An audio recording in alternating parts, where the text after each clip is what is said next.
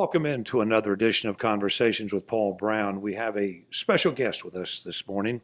Derrick Popham is with Upstate Warrior Solutions. He's going to tell us that story and how they are helping veterans reacclimate to society when they come back home. I think the military was something that growing up I'd always kind of wanted to do in the back of my mind.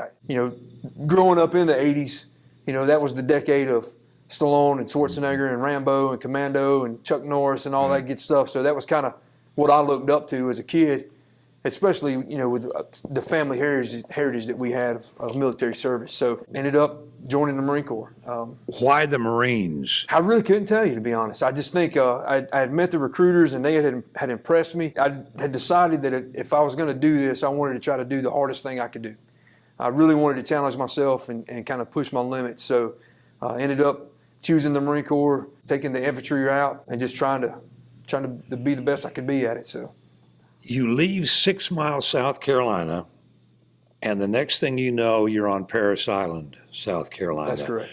First of all, I thought that the Marine Corps was all infantry. I had no idea. I didn't realize that you could, work on planes or do any of the other, 360-something jobs that are out there. So we get to Parris Island, and you're standing on those iconic yellow footprints, and for whatever reason, it seems like everyone arrived at 3 o'clock in the morning. Yeah. So it's total darkness, and people are going crazy and screaming at you from step one. But, looking back on it, it from the very beginning taught you a lesson just to, put aside those fears, put aside that anxiety, and just take one step at a time, do what you're told, move when you're told to move, and really just learn to execute. For every Marine that goes through that, there's a moment. You have that moment that you're done.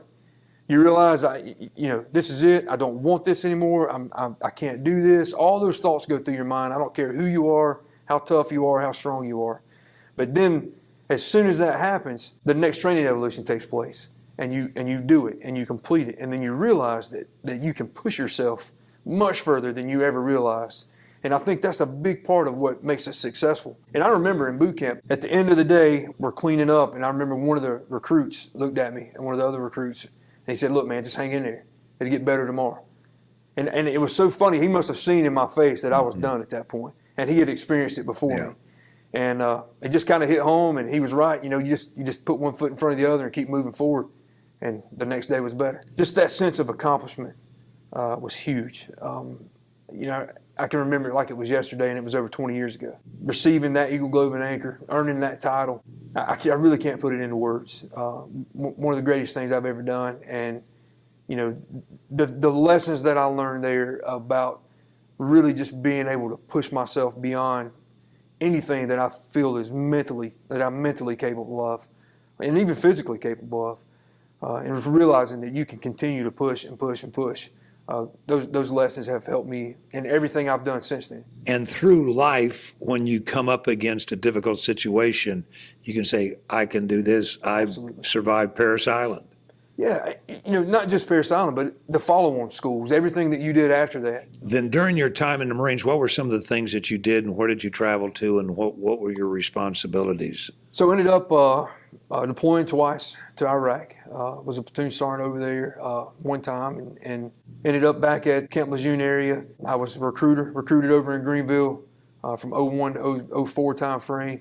And then also my final duty was at the School of Infantry as an instructor, and then I ended up being the chief instructor of our Advanced Infantry Machine Gun Leader course. So the top level machine gun leadership school in the Marine Corps. I was the chief instructor for the East Coast. How did your time in Iraq change you? Well, that's a tough one to answer. It changed me drastically. You meet so many different challenges in training, but then you get there and it's real.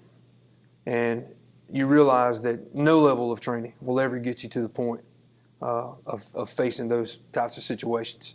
We lost a lot of guys. We had in my platoon alone, we had some guys that we lost in the company that we lost, and you're there for that. You see that, and there's nothing really that can prepare you for that sort of stuff. But that lesson of taking the next step, that lesson of leaning on each other, that teamwork, that camaraderie, that brotherhood that's built allows you to kind of brush those things aside in a sense and move on to the next step. You went back twice to Iraq. That second deployment, is that voluntary or is that something you're assigned? You're assigned in a sense. When you get attached to a company or you get your duty station, you go where the battalion goes. So in this situation, the timeline that I was there, I just happened to be there during that timeline and long enough to where we hit 2 deployments in that cycle. And there's some guys that hit 3, there's some guys that get 1. It's a matter of timing of when you get there, when you check in. And in most duty stations, you spend about 3 years at that duty station before you rotate out to the next place. When we come back, Derrick, we're going to talk to you about what happened after you came back to 6 Mile and what you're now doing. Derrick Popham is our guest. He is with Upstate Warrior Solution.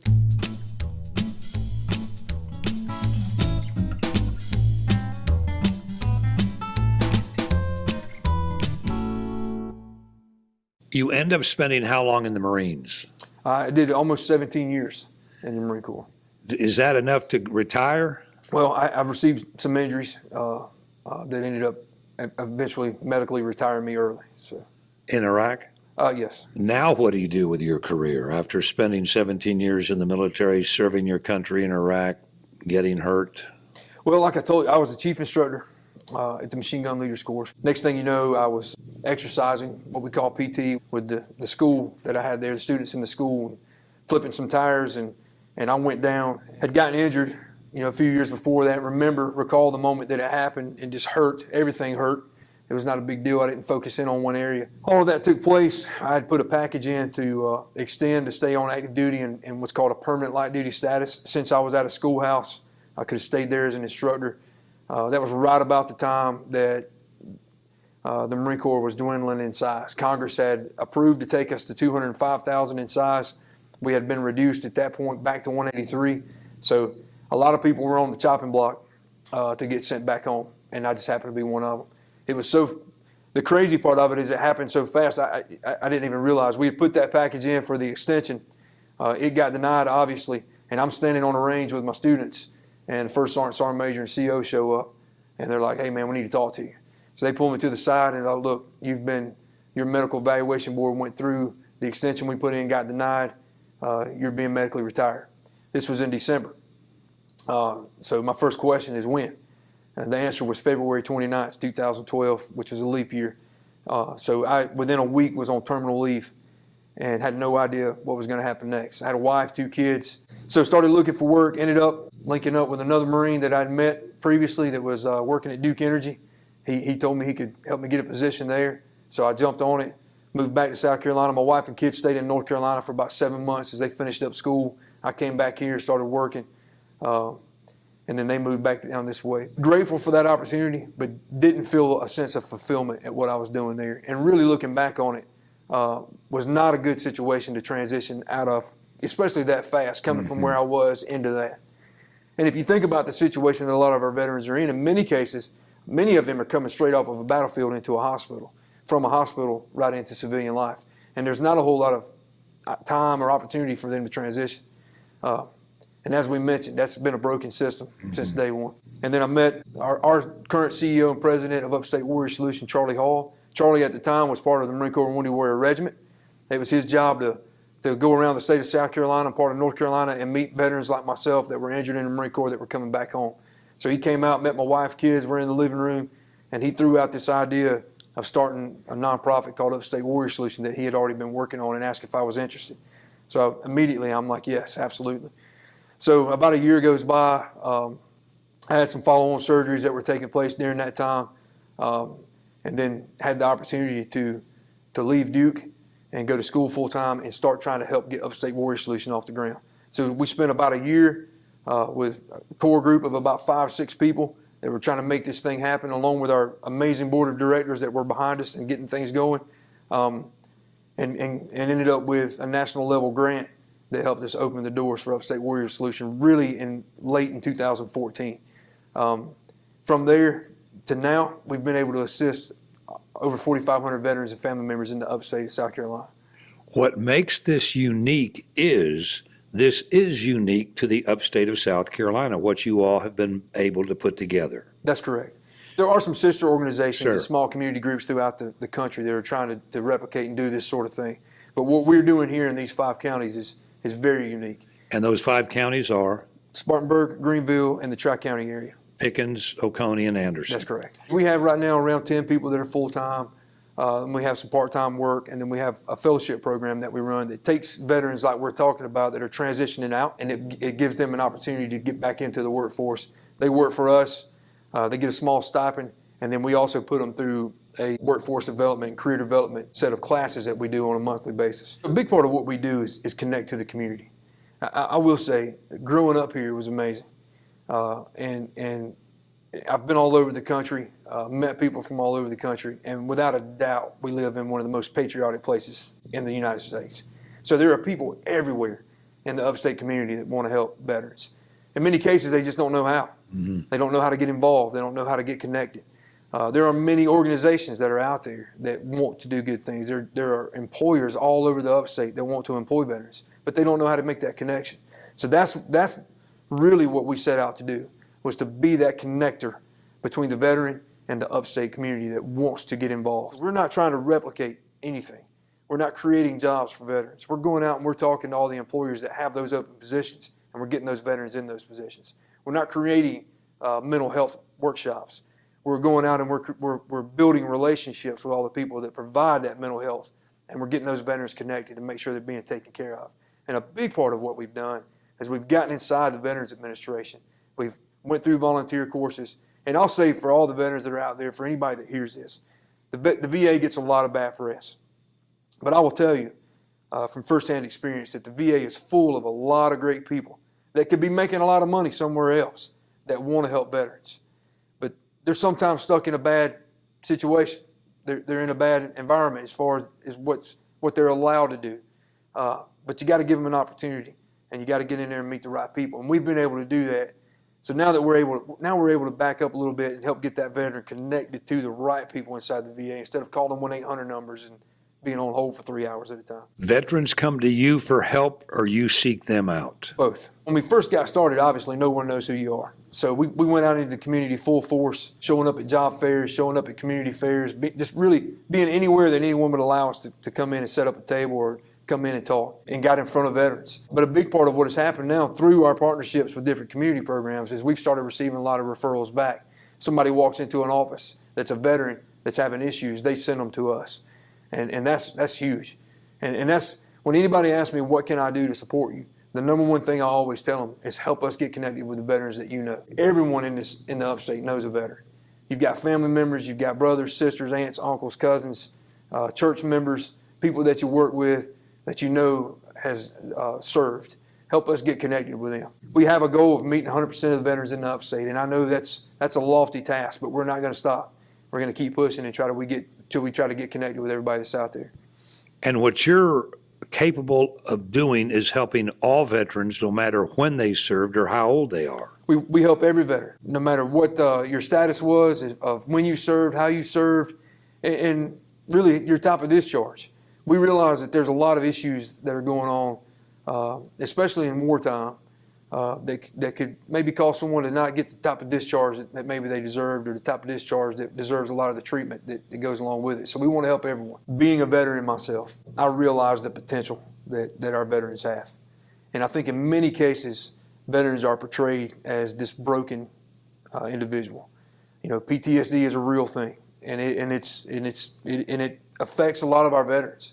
But for the majority of them, it does, but it doesn't inhibit them from doing anything or being successful. For the most part, the veterans that we see coming through our office are looking for that next step. They're looking for the next career choice, that next challenge. We can't lose sight of the fact that everybody that joined the military that went to Iraq and Afghanistan was an all-volunteer force. A lot of these young men and women that joined, they knew where they were going. They knew they were going to combat, and they chose to do it anyway. So they're looking for that challenge. You're talking about a group of people, whether it's current veterans or veterans of the past, that are capable of doing anything, just like I mentioned earlier. They've been taught, they've been trained, they know how to succeed.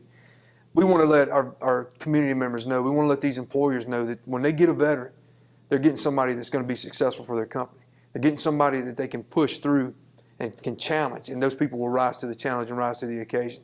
So a big thing that I love to see is when we get a young man or woman that comes through the door, or even a veteran that's maybe been around and didn't receive the services that they deserve, especially our Vietnam era veterans, that when we get those folks, being able to help them recognize what that next challenge is, what that next step is going to be, and then help walk them through and guide them through those steps and see that come to fruition is huge. It's very gratifying, very satisfying to do that on a daily basis. So we have our website, upstatewarriorsolution.org, and then we're available also on Facebook, Twitter, or you can call one of our offices in Spartanburg, Greenville, and Clemson that covers the Tri-County area, and all that contact information is online. And you're funded how, Derrick? We're funded through private donors and through different grants and stuff that we've applied for. We are very proud to be partners with the United Way in most of our counties in the upstate, and we're waiting for funding cycles to come through in those other counties, and we will apply. We've also got great partnerships with all of our universities in the upstate, Greenville Hospital System. We're very connected and very fortunate to be in an area that we're in to have support. We try to get connected with community groups and people that are out there that want to help. We recently had a veteran that passed away from Anderson County here. It was an amputee from the Iraq War. He had came on and did the fellowship program with us, and we had gotten really close with him, and then went into the hospital here locally to have some surgery done on a revision on his leg, and after he got home ended up passing away in his house from a blockage. So now the family's here. There's that financial burden. There's the burden of taking care of lawn and care and yard work and heating and air, and a mom with 3 kids and single mom, and so we reached out to some people in the community that really stepped up, helped with the heating and air system. We've taken volunteers from the United Way on several occasions and went over and done yard work, cleaned up the landscape and things of that nature. And that's just one example of many of how we've gotten involved in the community of making those connections for people that want to help, and just kind of being there. We get involved with our local National Guard unit. We're doing a family support piece for them. As you know, they deploy to D.C., they deploy overseas.